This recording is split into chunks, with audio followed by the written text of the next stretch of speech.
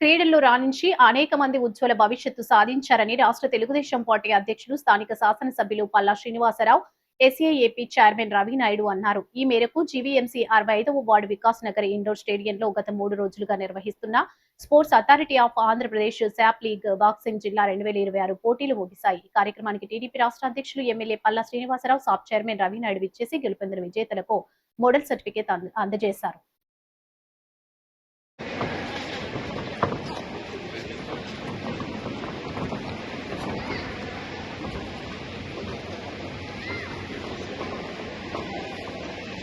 Skylark from Srikakulam, under 15 boys.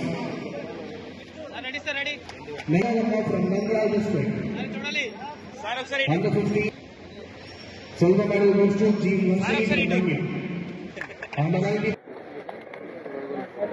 Andhra Pradesh sports authority SAAP league సంబంధించి విశాఖపట్నంలోని గాజువాక నియోజకవర్గంలో 16వ తారీఖు నుంచి ఈ రోజు వరకు 3 రోజులు బాక్సింగ్ లీగ్స్ నిర్వహించడం జరిగింది.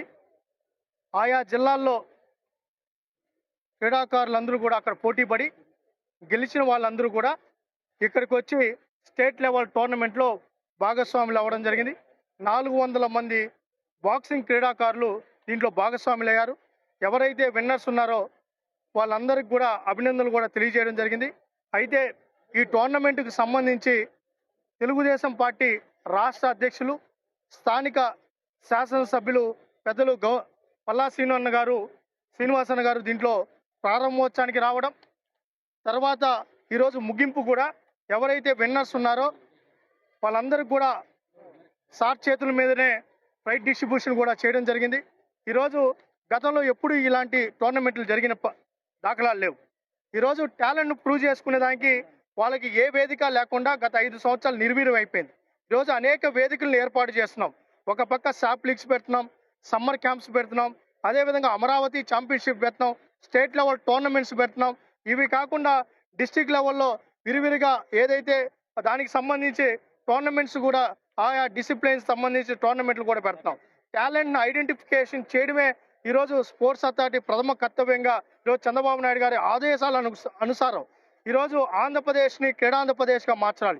ఈరోజు శాప్ ఆధ్వర్యంలో అండర్ 19, అండర్ 15 స్టేట్ బాక్సింగ్ టోర్నమెంట్ని గాజువాకలో నిర్వహించినందుకు, అలాగే ఈ ముగింపు సభలకు ముఖ్య అతిథిగా విచ్చేసినటువంటి శాప్ చైర్మన్ గారైనటువంటి రవినాయుడు గారికి ప్రత్యేకంగా నేను ధన్యవాదాలు తెలియజేసుకున్నాను.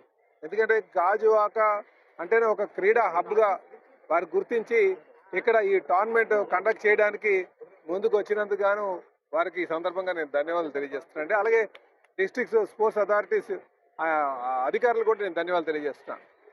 అలాగే భవిష్యత్తులో మేము ఇంకా గౌరవ ముఖ్యమంత్రి గారు కూడా క్రీడలను ప్రోత్సహించాలి, క్రీడాకారులను ప్రోత్సహించాలి, క్రీడలకు సంబంధించినటువంటి మౌలిక వసతులు తయారు చేయాలని ఒక ఆలోచనతో ఉన్నారు.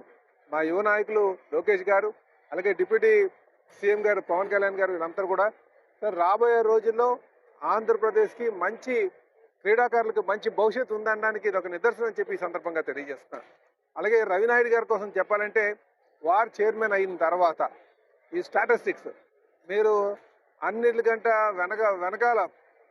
వెనకడ ఉన్నటువంటి రాష్ట్రాన్ని బాక్సింగ్లో స్టేట్లో నేషనల్ లెవెల్లో చూసుకుంటే బాక్సింగ్ కావచ్చు, క్రీడారంగంలో అలాంటిది ఈరోజు 9వ స్థానానికి తేడం చాలా సంతోషం అని చెప్పి ఈ సందర్భంగా తెలియజేస్తున్నాను. అందుకే బాధ్యతలు ఎవరైతే సక్రమంగా నిర్వర్తిస్తారో దానికి మంచి ఫలితాలు వస్తాయి. దానికి ఇది రవినాయుడు గారి యొక్క నిదర్శనం నిదర్శనం అని చెప్పి ఈ సందర్భంగా తెలియజేస్తున్నాను. రాబోయే రోజుల్లో మేము ఇంకా క్రీడాకారులను బాగా ప్రోత్సహిస్తామని చెప్పేసి ఇంకా నేషనల్ లెవెల్ టోర్నమెంట్ కూడా ఇక్కడ స్టేట్ లెవెల్తో పాటు నేషనల్ లెవెల్ టోర్నమెంట్స్ కూడా కండక్ట్ చేస్తామని చెప్పి, అలాగే క్రీడా మైదానాలను అభివృద్ధి చేస్తామని చెప్పి తెలియజేస్తూ సెలవు తీసుకుంటాం.